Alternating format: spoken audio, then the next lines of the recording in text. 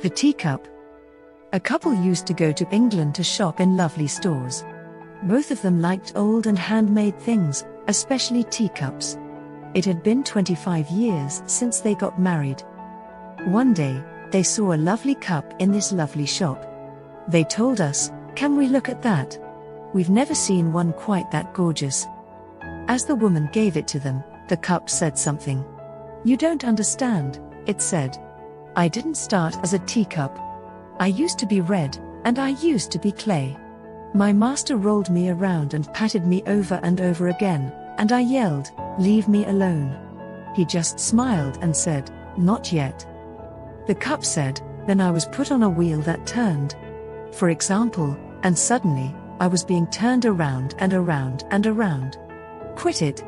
I'm getting dizzy,' I yelled. But the master did nothing more than nod and say, 'Not yet.' He put me in the oven after that. I've never been so hot," said the teacup.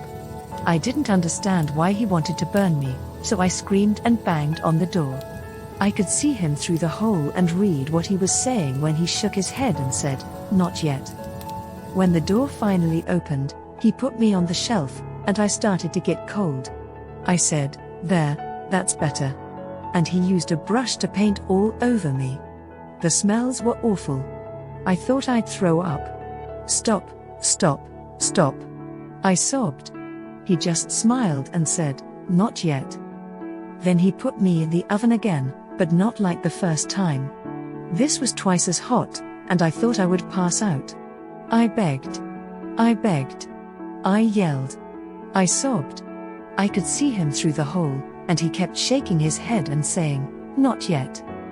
Then I realized there was no way out. I would never make it. I felt like giving up. But when he opened the door, he took me out and put me on a shelf. After an hour, he gave me a mirror and told me to look at myself. And I did. I told her, "That's not me, that couldn't be me. It's lovely. I'm lovely." "Then, I want you to remember," he said, "I know it hurts to be rolled and patted, but if I had left you alone, you would have dried up. I know that spinning you around on the wheel made you feel dizzy, but if I had stopped, you would have fallen apart. I knew it hurt and was hot and unpleasant in the oven, but you would have broken if I hadn't put you there. I know that the fumes were bad when I painted you all over with a brush, but if I hadn't done that, you would never have hardened, and your life would have been colorless. And if I hadn't put you back in that second oven, you wouldn't have been hard enough to last very long. Now you are done. When I first started working with you, I had you in mind." The moral of the story is, the Lord is in control, for all of us. We are the clay in His hands, and He is the potter. The end goal of His shaping and making us is for us to be the most excellent creation possible, doing His will in a way that is completely pleasing and perfect. Let us take on the attitude of the teacup and let our potter shape us as he sees fit.